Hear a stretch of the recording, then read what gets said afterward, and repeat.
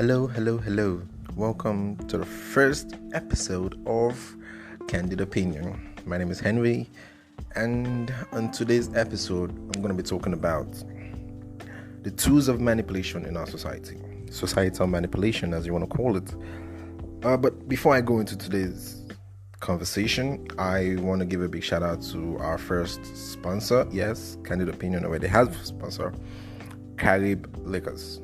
Okay, you can visit the Instagram page Carib_Liquor for more info and details. Please patronize. Okay, I think it's crazy that in the society we live in, due to the growth of social media, a few selection of people can actually control the thinking and mindset of a huge population at the same time. There are some people with 5 million followers, 10 million followers, 1 million followers, and with just a post, with just a tweet, with just a comment, they can actually affect people's thinking, people's perspective, people's opinion on some issues or some matters. And I think it's something that people use when it comes to manipulation. The government use it, corporate institutions use it, individuals use it, even the devil use it. Yes, I said it. And whatever your spiritual opinion is, whether you think the devil exists or it doesn't exist, what you should be worried about is how these things get to influence your day-to-day thinking and how you see things. But I think mostly one of the biggest, what I think is the biggest tool for manipulation is fear. I think fear is number one tool when it comes to manipulation. People get to do crazy things when they are afraid. They get to panic. Fear leads to panic, and panic leads to unspeakable actions and decision. If you look at 8 out of 10, a decision made out of fear is usually the wrong decision.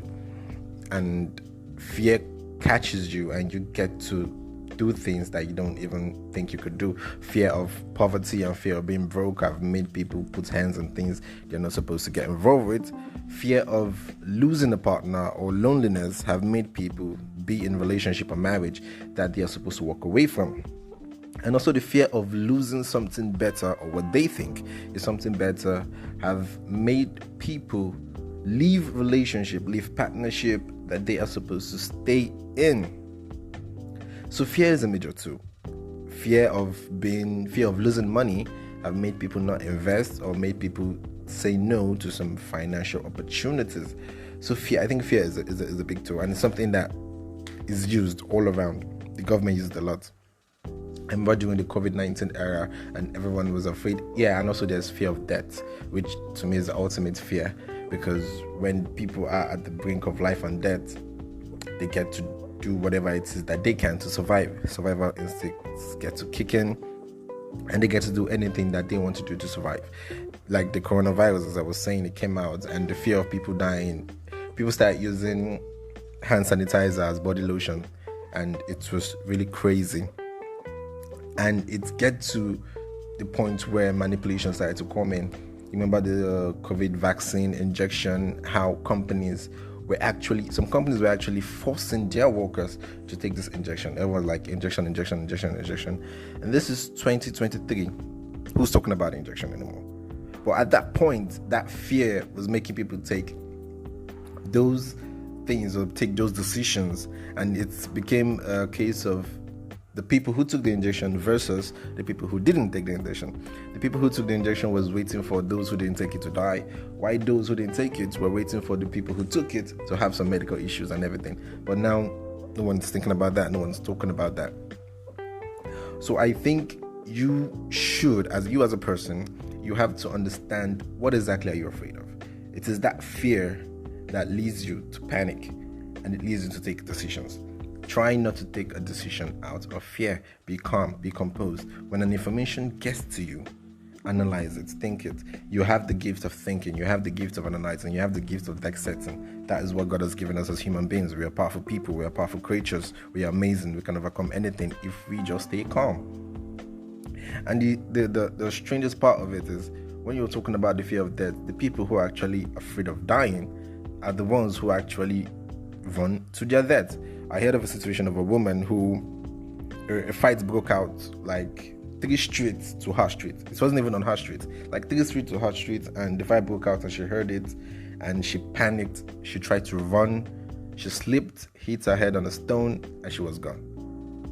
The fear of her dying actually led to her death.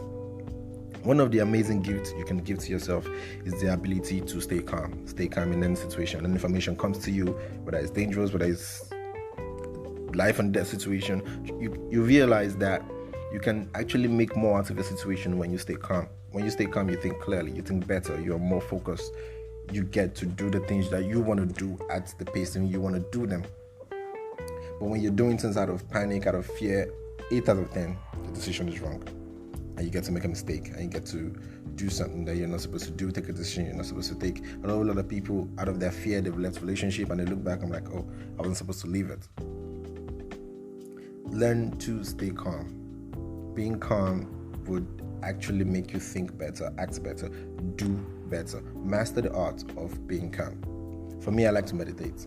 I do a little bit of meditation. It helps me stay calm. And then the situation can go on and people are like, oh, you're not worried about it, you're not concerned about it, you're not acting like you should care about it. I care about it, I'm concerned about it. But I need to stay calm because staying calm helps me think clearly. It helps me think better. And I think I'm going to use an example from the Bible. I would like to do that. It's not a spiritual conversation, but I just want to chip that in. And there's a story of when Jesus and the disciples were traveling by the sea. They were traveling by boat, and then the wind came and everything came, and the disciples were panicking and they were rushing and they were shouting and they were afraid. And what was Jesus doing? He was sleeping. Dude was sleeping. Like, who sleeps in a storm? Like, a storm was going, the boats were shaking, and he was sleeping. That ability to remain calm in the midst of storm will help you overcome the storm even better than your panic. Learn to stay calm. Learn to dissect information that comes to you. Anything that is happening to you at the present moment, whether it's your career, whether it's your marriage, a whole lot of people, their marriages are not going well, things are not working, things are not happening, and they're panicking and they're making decisions that they're not supposed to make in that marriage, and it's making it worse. Stay calm. Think about it. How can we make the situation better? How can we analyze it? How can we move forward from here? If it's in your business is not going well, do not panic and start making panic buys and panic purchases and panic investments. You will lose your money. Stay calm. Do your analysis. For those who are traders, they understand what I'm talking about.